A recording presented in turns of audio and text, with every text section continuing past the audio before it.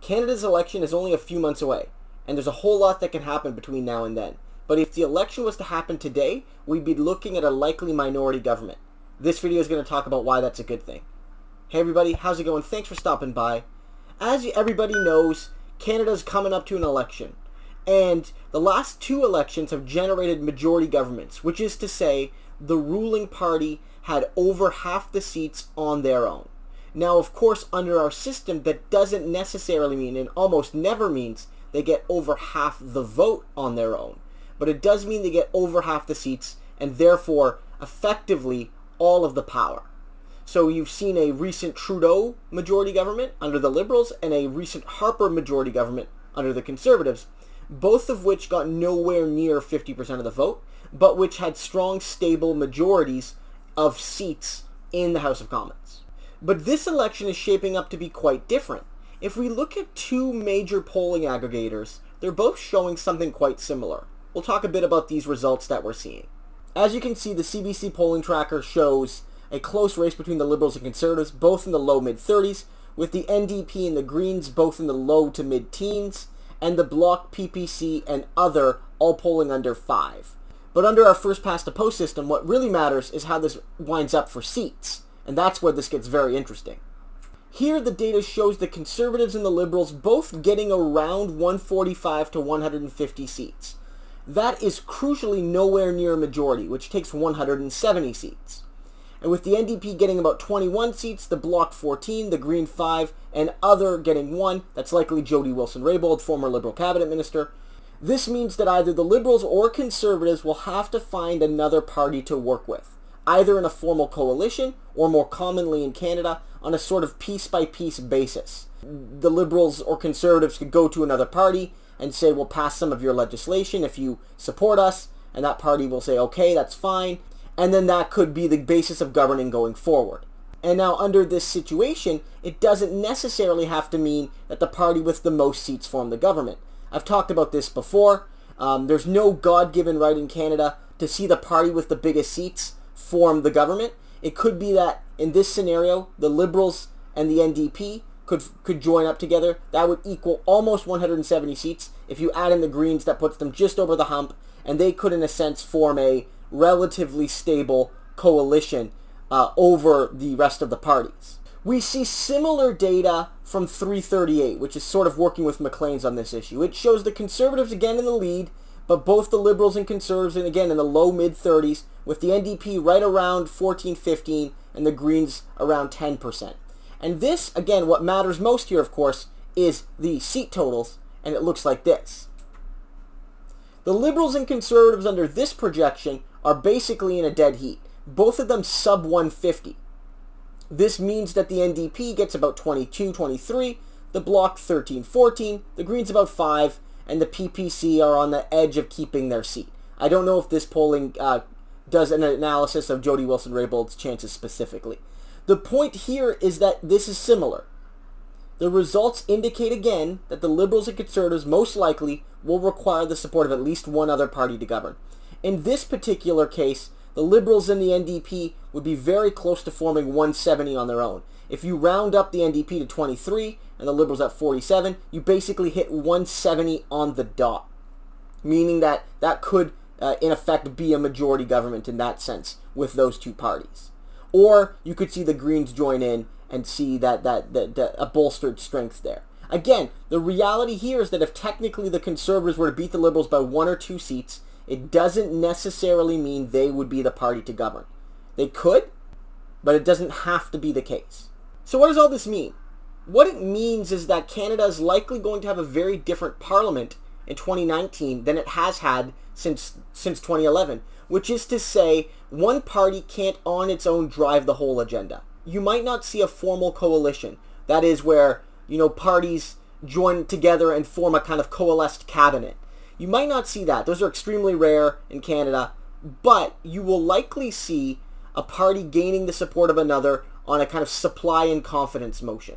And this is where it gets very interesting, because those smaller parties will have more power than they normally do. And I see that as a good thing. I see all of this as a good thing, because at the end of the day, the one party with absolute rule system doesn't work. It's fundamentally anti-democratic, and it fails to actually represent the will of the voting population. And this isn't perfect. Minority governments aren't perfect. At core, we need proportional representation in Canada. We need a new way of voting in Canada. We need electoral reform. But minority governments are better than majority governments at actually representing the will of the people. So take, for example, the NDP and the Liberals here. If, under the 338 projections, their seat totals were to be added together, they equal about 170. Now, if the Liberals were to get to 170 with the amount they got last time, about 40% of the vote, that effectively gives 40% of the population 100% of the electoral power. But if the NDP and Liberals were to add up their percentage of votes, it would be getting fairly close to 50%. It would be in the mid-40s under this projection. And that's quite a bit closer to the actual representation of the will of the people. This government would get about half the seats with just under half the vote. Not perfect, but a heck of a lot better than our current system. And a similar example can be raised in British Columbia, where the NDP forms the minority government there with support of the Greens, even though the Liberal Party there has more seats. But that's more representative than if the Liberal Party in BC had an outright majority, which if they would have won one more seat, they likely would have had. That's the situation as it's laid out. With the BC Liberals getting one more seat, they would have had absolute power with far less than 50% of the vote. But with the BC Greens and the BC NDP working together, it effectively means that the BC government includes the will of over half the voting population. So that's very important. If you can form a minority government coalition of Liberals and Greens and NDP, just as an example, that could equal more than 50% of the vote, depending on how the votes actually shake out, or could get quite close to that. Another reality is that minority governments are generally moments in Canadian history where a lot of impressive reforms happen. And that's because the two traditional parties are both center-right parties. Both the Liberals and Conservatives are parties of the center-right. And they've made reforms in the past, positive reforms, both the Liberals and Conservatives, but often only due to the pressure of workers and protesters and regular Canadians demanding better, and crucially, smaller political parties. One of the biggest ones, and one of the most famous ones, is Medicare, which came out of minority governments in the 1960s, where the Liberals had the government, but they didn't have enough seats to run it on their own and needed the NDP's support. So in a system where one of the two big parties requires the support of a smaller party to govern, those smaller parties will have the ability to actually influence the direction of policy in a more direct and concrete way than just, swaying public opinion in a more ephemeral sense. They could demand that in exchange for support, the government must pass not only a partial pharmacare system, like the Liberals seem to be leaning towards, but a true universal system. Or the minority parties could demand electoral reform as part of their support package. The NDP and Greens could go to the Liberals under this scenario and say, look, we'll back you, but we want electoral reform enacted. And we will, that's our red line. That's what we want to see. So we'll support your government if you enact electoral reform. This gives much more say to the smaller parties. And people might say, well, isn't that giving smaller parties an outdated weight in terms of their vote? And I would suggest that not really, because at the end of the day, the larger parties could still hypothetically work together on legislation. The Liberals and Conservatives could work together to pass legislation that's supported by both of those parties. So when the Liberals and Conservatives support a policy, the smaller parties don't really get all that much of a swaying, potential. But it's on those divided issues where they can really start to push things. And that's why I think these parties deserve that extra power in those cases. And as we know, there are a lot of people out there who don't vote for those smaller parties because of our electoral system.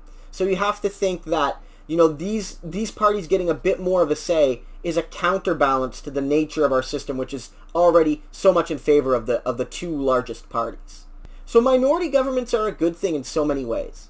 It also keeps governments accountable between elections.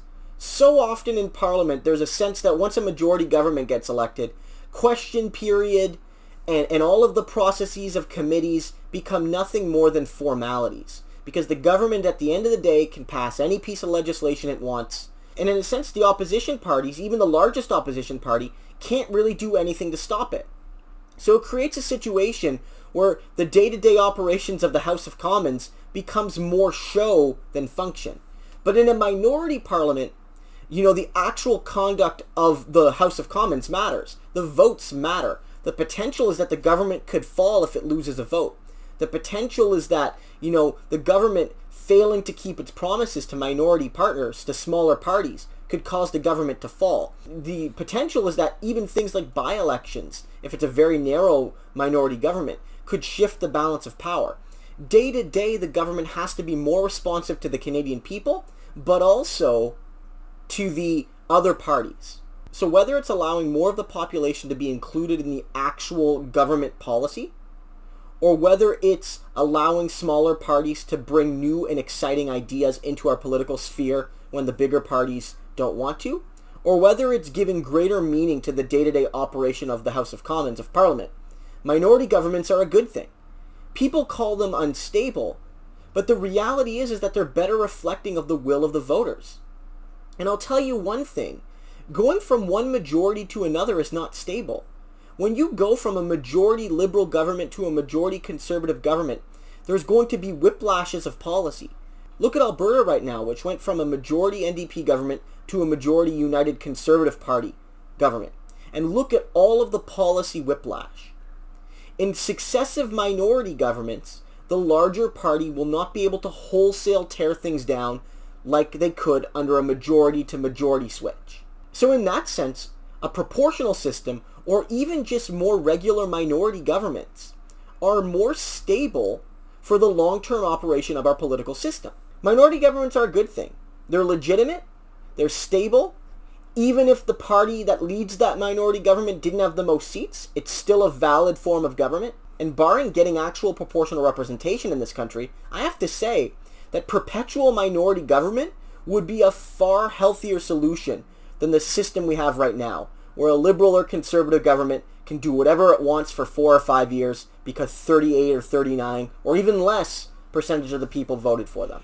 So guys, I hope you enjoyed this video. If you did, I would appreciate it if you like, comment, and subscribe. Doing so helps to let people know that minority governments are a good thing. They've brought great stuff historically, and they can still do great things to this day, and going forward as well. And for the same reason, I would appreciate your support on Patreon. Supporting me there helps to improve the quantity and quality of content on this channel, but it also helps to build a progressive voice on YouTube for Canadian content. It's something that's quite rare on this platform. So if you want people covering issues from a left perspective on YouTube, supporting me on Patreon, helping me share my content far and wide, that'll be a great help. So guys, I'll see you in the next video. Have a great one.